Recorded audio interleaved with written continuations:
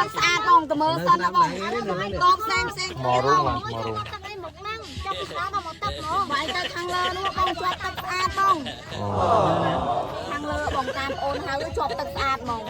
សូមស្វាគមន៍មកកាន់ vlog ថ្មីបាទមិនដឹងជា vlog ទីប្រហែលទេបាទអញ្ចឹងនេះគឺជាដំណើរកំសាន្តទៅកាន់ខេត្តកោះកុងបាទឥឡូវនេះគឺយើងសួរដំណើរមកដល់ផ្លូវលបឿនលឿនក៏ឈៀងចូលបន្ទប់ទឹក1នាទីហើយក៏ឆ្លៀតរៀបរាប់រាយរាប់អំពីទេសភាពព្រៃភ្នំនៅតាមដងផ្លូវលបឿនលឿននឹងពិតជាស្រស់ស្អាតមែនទែនបាទបងប្អូនធ្លាប់ទៅគឺដឹងហើយបន្ទាប់ពីសម្រួលអេរយាប័តរួចបាទឃើញថាធូរពោះមែនទែនហើយអញ្ចឹងយើងក៏បន្តដំណើរទៅមុខទៀតហើយបន្ទាប់ពីហ្នឹងក៏យើងឈៀងចូលរមណីយដ្ឋានថ្មរូងនៅជិតផ្លូវជាតិលេខ4នឹងតែម្ដងបាទផ្សេងគ្នាទាំងអស់បងឯងទៅលើបងជាប់មាត់ទឹកស្អាតបងតើមើលសិនណាបង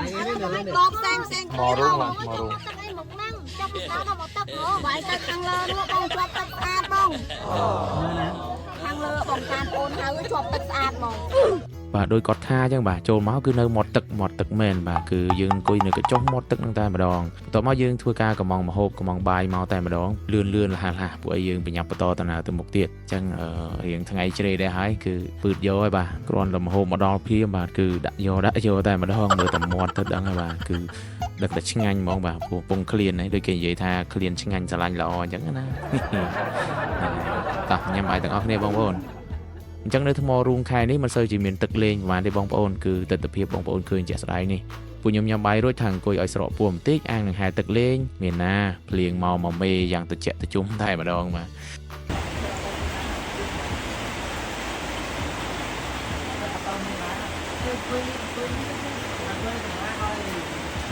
ចេញពីហ្នឹងក៏យើងមិនប្រអងយូរដែរបាទយើងបន្តដំណើរទៅកាន់ខេត្តកោះកុងតែម្ដងបាទឥឡូវនេះយើងមកដល់ឆ្នេរព្រៃកោងកាងនៅក្បែរនោះគេហៅឆ្នេរនេសាទនៅខេត្តកោះកុងបាទនេះឆ្នេរសមុទ្របាទសត្វវាខ្សាច់ស្អាតមែនទែនពេលល្ងាចបាទកំពុងរលឹមស្រិចមកដល់សមុទ្រទៀតហើយវីតាមីន C ឡើងខ្ពស់ហ្មងចូលយកមកដល់ហើយនេះទុកគេក្រែពី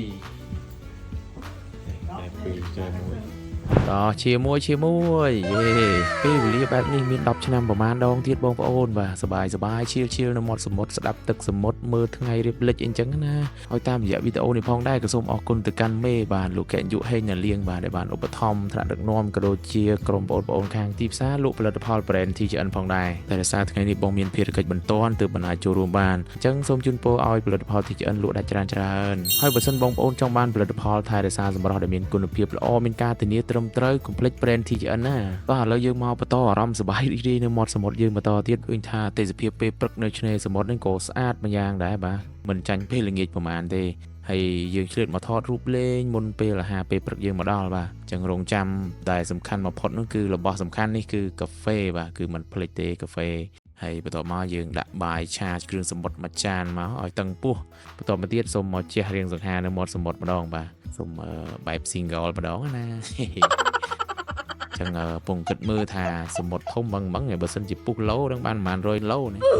បងប្អូនជួយគិតមើលពុះបានប្រហែលឡូនេះបានកាច់រៀងប៉ុណ្្នឹងបានទុកឲ្យក្មេងៗម្ដងបាទ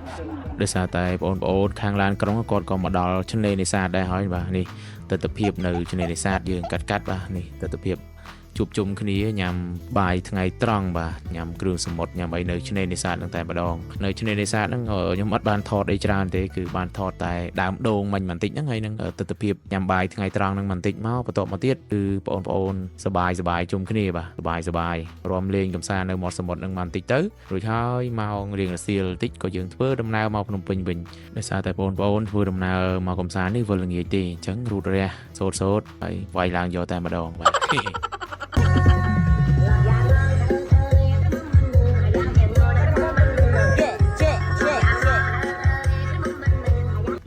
ឡូមេបាទសប្បាយអត់មែនទេសប្បាយសុំសួរពី3សំណួរបានអត់សួរបានអូខេតោះសក់នឹងអត់ស្រោមមែនបានអត់ទេបងបានអត់ទេហើយចូលតែគេអង្គុយក្បែរវិញចិត្តខាង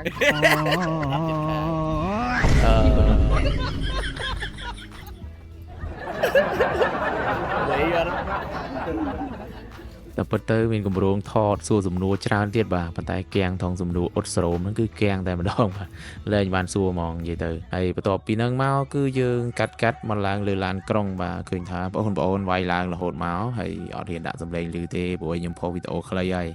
អញ្ចឹងទៅមើលវីដេអូខ្លីហ្នឹងតាមហ្នឹងទៅសប្បាយអញ្ចឹង vlog នេះគឺមានតែប៉ុណ្្នឹងទេកុំភ្លេចជួយ like ជួយ share ម្នាក់មួយផងអូឈប់សូមសួរមួយតើមានបងប្អូនប្រហែលអ្នកដែលមើលវីដេអូនេះដល់ចុងបញ្ចប់នេះបាទសូម comment ម្នាក់មួយមកជូនពរសំណាងល្អហេងទាំងអស់គ្នាបាយបាយ